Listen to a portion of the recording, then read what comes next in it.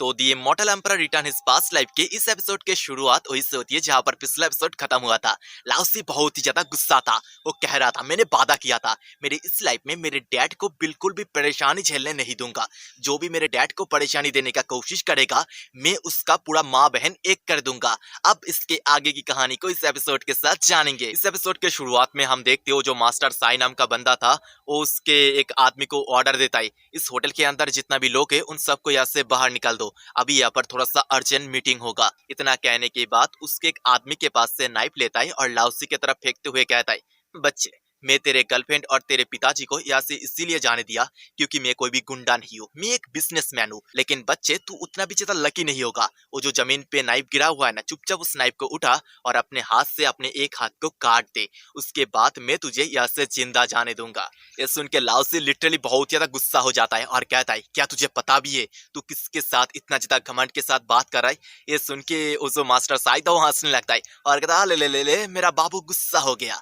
ओह तू इतना ज्यादा घमंड दिखा रहा है, लगता है तेरे बैकग्राउंड में कोई पावरफुल पर्सन है जिसके दम पे तू इतना ज्यादा उछल रहा है। और उसके साइड में वो लड़की भी खड़ी थी जो कुछ देर पहले लाओसी के डैड को बहुत ज्यादा अपमान कर रही थी। वो कहती है ब्रदर साई इस लड़की के ऊपर ज्यादा वक्त बर्बाद करके क्या फायदा, जल्द से जल्द इससे मार दो और मेरे साथ इसी होटल के कमरे में चलो, आज एक रंगीन रात बिताते।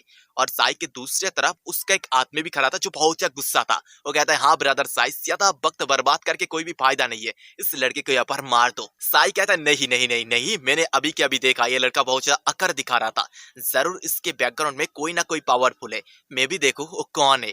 फिर वो हमारे लाओसी से कहता है ओए बच्चे तुझे देख के लग रहा है तेरे पीछे कोई पावरफुल पर्सन है, हाँ मैं तुझे आधा घंटे का वक्त दे रहा हूँ, आधे घंटे के अंदर तेरे पीछे जो भी है उससे यहाँ पर बुला ले। इतना कह के साई वहां से जाने लगता है, जाते हुए उसके चंगू मंगू को ऑर्डर देता है आधे घंटे के अंदर कोई भी इस लड़के को परेशान मत करना, मैं भी देखूं उसके पीछे कौन है। इस पे उसके सारे के सारे चंगू मंगू हाँ भरता है, यस बॉस आपको चिंता करने का जरूरत नहीं है, आप बिल्कुल बेफिक्र रहो। दूसरी तरफ लाओसी बहुत ज्यादा गुस्सा था, वो सोचता है मैं अगर चाहता हूँ तो इस साले का अकेला ही माँ बहन एक कर सकता हूँ, लेकिन इसने मेरे डैड को अपमान किया है, इसका बदला मैं इससे लूंगा और इससे पूरा का पूरा अंदर से बर्बाद कर दूंगा। इतना कह के लाओसी उसके हाथ में कुछ तलिस्मान लाता है और जिन्हें हवा में ही गायब कर देता है, मतलब तलिस्मान के साथ कुछ तो करता है।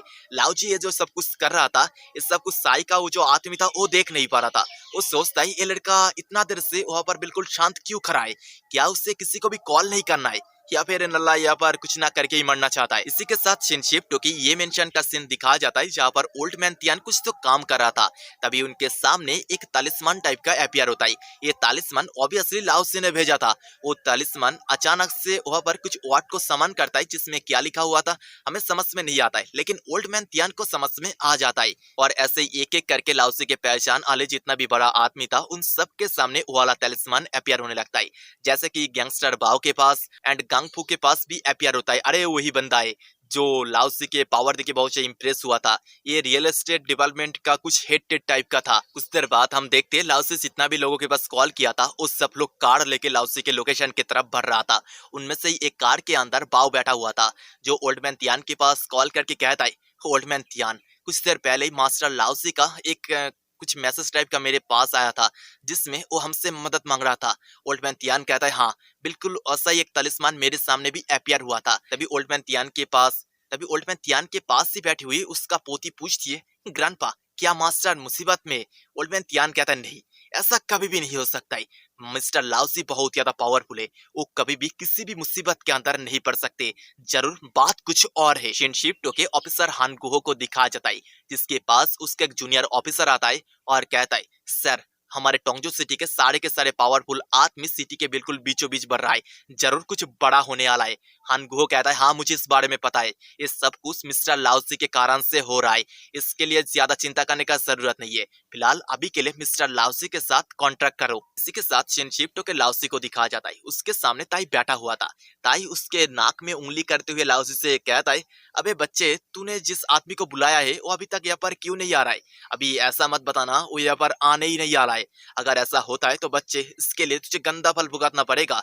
मैं तेरे जिस गर्लफ्रेंड और पिताजी को यहाँ से जाने दिया हूँ उन्हें अभी तक मेरा आदमी लोग फॉलो कर रहा है, मेरे बस एक ही इशारा में वो लोग तेरे पिताजी और तेरे गर्लफ्रेंड को पकड़ के यहाँ पर लेके आएंगे। ये सुन के लाओसी हंसने लगता है और कहता है बास्टर तुझे और इसका मौका तक नहीं मिलेगा। बहुत ही जल्दी वो लोग यहाँ पर आने वाला है। लाउजी की ऐसा बात सुन के ताई थोड़ा बहुत हैरान होता है। तभी एक साउंड आती है। मैं भी देखूं कौन मास्टर लाउसी को bully कर रहा है। इस साउंड सुन के ताई बहुत ही घबरा जाता है और डरते हुए पीछे की तरफ मुड़ के देखता है। हम देख पाते हैं यह असल में बाव था। बाव को देख के ताई का लिटरली फट जाता है। वो कहता है मम्मी रे, ये तो अंडरवर्ल्ड का बेताज बादशाह बाव है। ये पर्सन यहाँ पर क्या कर रहा है? कोई भी मुझे ये मत कहना बाव यहाँ पर इस नल्ला बच्चे को बचाने के लिए आया है। तभी बाव ताई के सिर में एक रॉड को पॉइंट करके कहता है, अबे ओ कलिया, क्या तू मास्टर लाउसी को bully कर रहा था? इधर इस सीन चल ही रहा था। तभी लाउसी के फोन में किसी का कॉल आता है। एक कॉल असल में ऑफिसर हानगो ने किया था। वो कहता है, मिस्टर लाउसी, आपके कारण से सिटी के बीचों बीच टोंगचो के सारे पावरफुल आदमी इकट्ठा हो रहा है। इससे नॉर्मल पब्लिक को बहुत ज्यादा परेशानी हो सकता है। तभी लाउसी डरावने अंदाज में कहता है, ऑफिसर हानगो, क्या आप चाहते हो जिसने मेरे डैड को परेशान किया है मैं उसे आसानी से छोड़ दूं? ये सुन के ऑफिसर हानगो को समझ में आ जाता है मैटर बहुत ज्यादा सीरियस है। और वो कहता है, ओके मिस्टर लाउसी, मुझे समझ में आ चुका है। आपको जो भी करना है आप कर सकते हो, बस सब कुछ चुपके से करना। इस पे लाउसी भी हाँ भरता है। तभी वहां पर गांगकुन आ जाता है और लाउसी से कहता है, मिस्टर लाउसी, मुझे आने में थोड़ा सा लेट हो गया, मुझे माफ कर देना। लाउसी कहता है, कोई ना। लेकिन गांगकुन को देख के ताई का बिल्कुल फट चुका था। वो सोच रहा था, ये तो गांगकुन है, इस टोंगचो सिटी का रियल एस्टेट डेवलपमेंट का हेड। अगर ये भी लाउसी के लिए यहाँ पर आया है तो मैं गंदा फंसूंगा।